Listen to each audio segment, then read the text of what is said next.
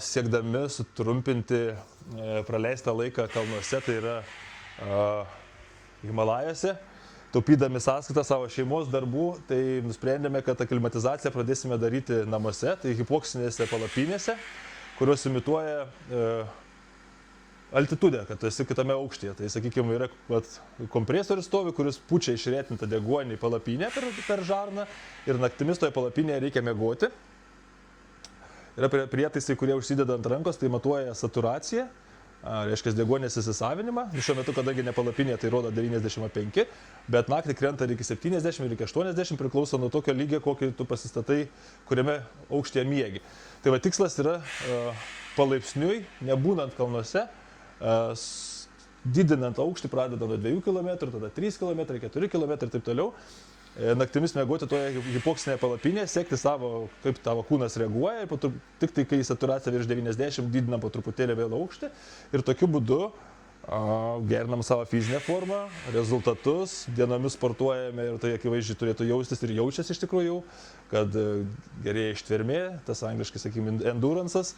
Ir nuvykus į Everesto bazinę stovyklą jau galėsime nebe palaipsniui keliauti ir aklimatizuotis, o iš karto eisim į bazinę stovyklą ir Advanced Base Campą, kur yra ten apie 6 km aukštis. Tokiu atveju sutaupom apie mėnesį laiko kalnuose, galima daryti savo darbus, būti su šeima, sportuoti, aktyviai ruoštis, fiziškai ruoštis. Ir tenka tik tai to kaina, kad naktimis miegame tokia palapinėje. Labiausiai tai tas garsas, kuris pačia burzgimas, nes ir pakankamai karštis, jeigu pradarytų langų, tai tie garsai, bet ausų kištuką sunaudojau. Sunku užmigti ir tas jausmas, kadangi kalnuose nebe pirmas sykį, tai atsikeli akis užtinė, galvos skausmas, nes tavo vis tiek tas iškvepiamas CO2 vis tiek jis palapinėje randas ir įpučiama per minutę 90 litrų išretinto deguonies, lygį užsistačius kokį noriu. Dabar aš miegu jau 4 km aukštį, 3 km 800 m aukštyje ir po truputėlį vis kelsiu. Tai sekančią savaitę šitą palapinę išardysim. Turiu dar vieną palapinę, kuri užsideda iki pusės kūno. Ir toje palapinėje, kadangi mažesnis tūris, tada 45 litrai per minutę įpučiama išretinto deguonies ir miegosiu mažesnėje, nes jau kompresorius nebepajėgus tokio tūrio užpildyti, vis tiek tu ir iškvepuoji.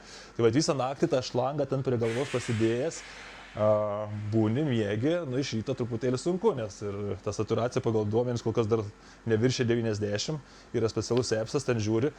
Tai sakau, tas galvos pengimas, toksai vangumas, užtinė akis, patinės kyšis kažkiek kaupi, vis tiek organizmas lygiai taip pat kaip imitacija čia kalnuose. Kalnuose irgi į viršų kyli, jeigu deguonies mažiau, atsikeli ištinės kyšis, kūnas kaupia ir panašiai. Tai va tas pasirašymas toksai, sakykime. Taip, čia priklauso tik tai, va, sakykime, nuo vietos namuose. Va, kiek žinau, va, Tadas Iršovas, Aurimas Valajevičius, jie jau buvo dabar kalnuose 7 km aukštį, lipo į Aconcagua, Ojos de Salado ir kitus kalnus, tai jiems truputėlį galbūt lengviau, nes jie jau nusileidė, ta aklimatizacija šiek tiek laikos. Aišku, sakoma, kad ta aklimatizacija tai laikos 3 savaitės ar mėnesį, tai jie jau šiokį tokį bagažą turi. Mes su Nerim, su bičiuliu, kurio kopsime lygiai taip pat, kadangi čia esam vietoj, Aconcagua visus tos kalnus buvome jau sulipę anksčiau, na tai mums truputėlį reikia nuo žemiau pradėti. Tai va, sakykime, kiek žinau, kad Tadas ir Aurimas miega liktais jau tuose mažuose palapinėlėse, bet mes, manau, vėjamės po truputėlį, žiūrim tuos rodmenis, ką rodo ir dar turim 5 savaitės. Planas po 5 savaičių, jau paskutinę savaitę, miegoti 6 km 400 m aukštyje. Tai yra maksimaliai, ką šitas hipoksinis generatorius gali. Ir tada jau keliaujame į Himalajus ir žiūrim, kaip čia ar pavyko tam organizmui adaptuoti šiek tiek ir ar tas mum pagelbės, ar vis dėlto reikės vargti, puškuoti. Aišku ir taip, aišku, tai reikės daryti, bet tikėkime, kad bus kažkiek tas kūnas paruoštas, kiek įmanoma daugiau.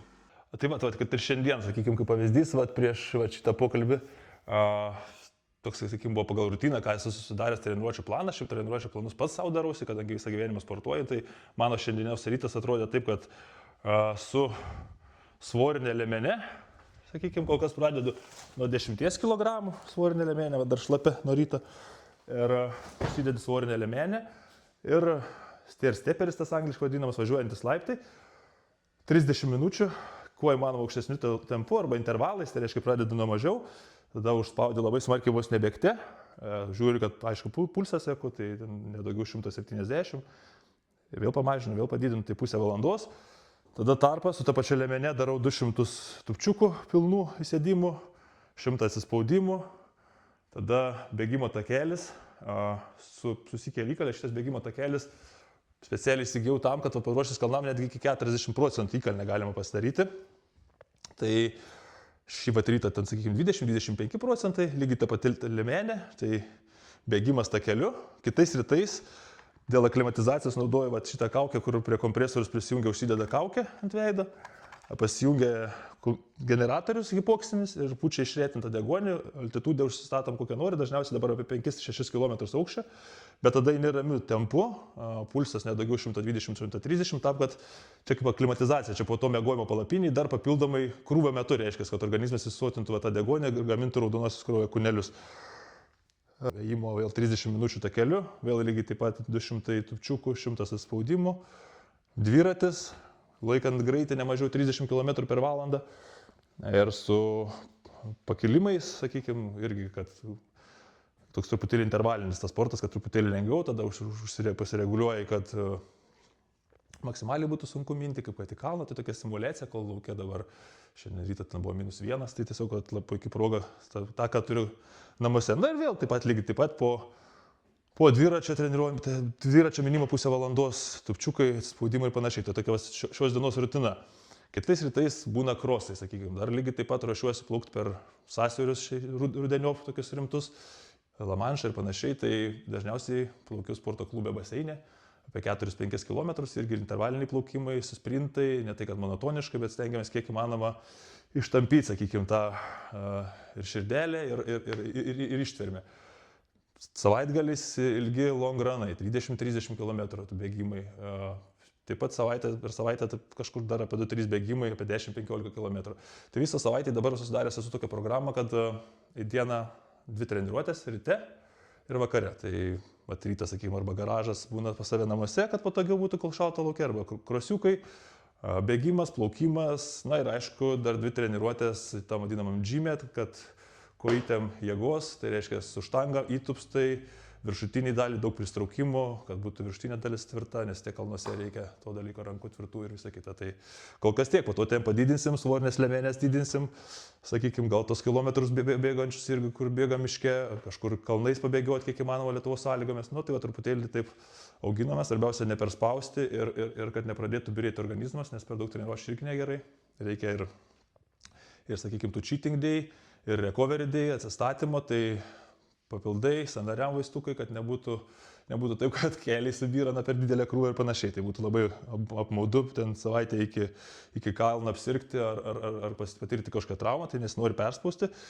Bet, sakykime, kombinuojant tą miegą palapinėje, ėjimą kažkokį lengvą kardiją su ta hipoksinė kaukė ir hipoksiniu generatorium, turėtų rezultatas gan būti neblogas, tai išvažiuoti su kiek įmanoma maksimalia forma, reikėtų ją padaryti 110-110%, tai kad kalnuose būtų su atsarga.